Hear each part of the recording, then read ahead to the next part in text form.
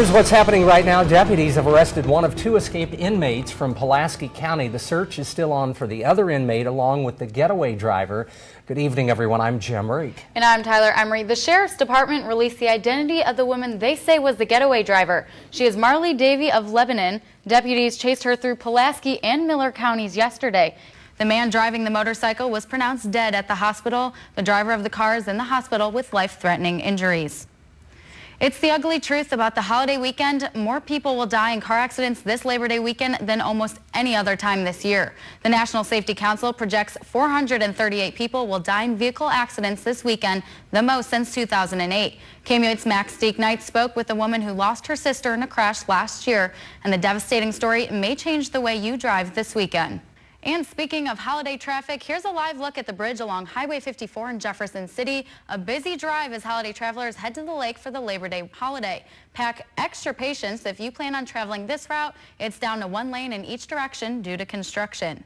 Nevada-based Eldorado Resorts announced it's buying the Isle of Capri Casino Company. Eldorado says it plans to keep all 4 of Isle's casinos in Missouri, including the one in Boonville. The boards of directors and key shareholders of both companies voted in favor of the $1.7 billion deal. Company officials are still waiting for approval from gaming regulators. It's a budget-cutting year for the City of Columbia. All of the city's departments are taking 3% budget cuts. KMUH's Joe Jetta is live downtown to tell us more about the budget and other departmental changes. It's been about a month since the new Park Mobile app has launched in the City of Columbia. There's been both positive and negative feedback from users with the plan just in the beginning stages. KMUH's Zach Gropey is here in the studio with more. Everybody loves a charity that helps kids, even scammers. KMUH's Abby Bredenbach spoke to several Columbia residents today who were shocked by one man's plan to con people out of their money. Health departments always encourage Americans to get flu shots. However, sometimes there's a disagreement. The Boone County Health Department gives most of its vaccines in October and November. This year, the most important question might be which vaccine to get. KMUH's Marissa Rubino is here to tell us about age-specific flu shots. Test scores are dropping for Columbia Public Schools. However, that could actually be good news. School officials say the drop may benefit students and their future. KMUH's Zach Gropey is in the studio to tell us how the drop happened.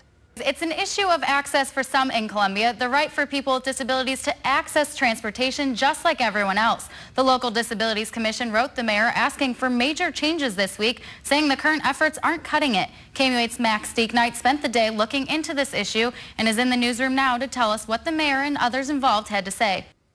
As authorities investigate a terror link to the bombs, the presidential candidates are highlighting Homeland Security. Donald Trump and Hillary Clinton are using the terror threat as an example of how they will provide strong leadership and their opponent won't. Brian Moore has the story. The ex-Stanford swimmer who was jailed for sexually assaulting an unconscious woman is now free.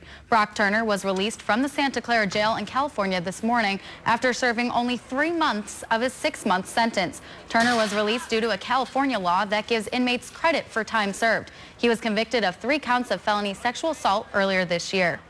2 police officers in Oklahoma fatally shot and tasered an unarmed man. Officials say Officer Betty Shelby shot and killed 40-year-old Terrence Crutcher after another officer fired a stun gun on Friday night. Officers were responding to reports of a stalled vehicle. Officials say Crutcher refused to comply with orders and reached into his SUV, prompting the gunfire. Officials say Officer Shelby is on paid leave pending the outcome of the investigation. It's tension that's been building for 115 years. Stay tuned for KMUH News at 6 as we explore the history of the Cupies versus Jays rivalry and discuss the impact of this next chapter as it unfolds.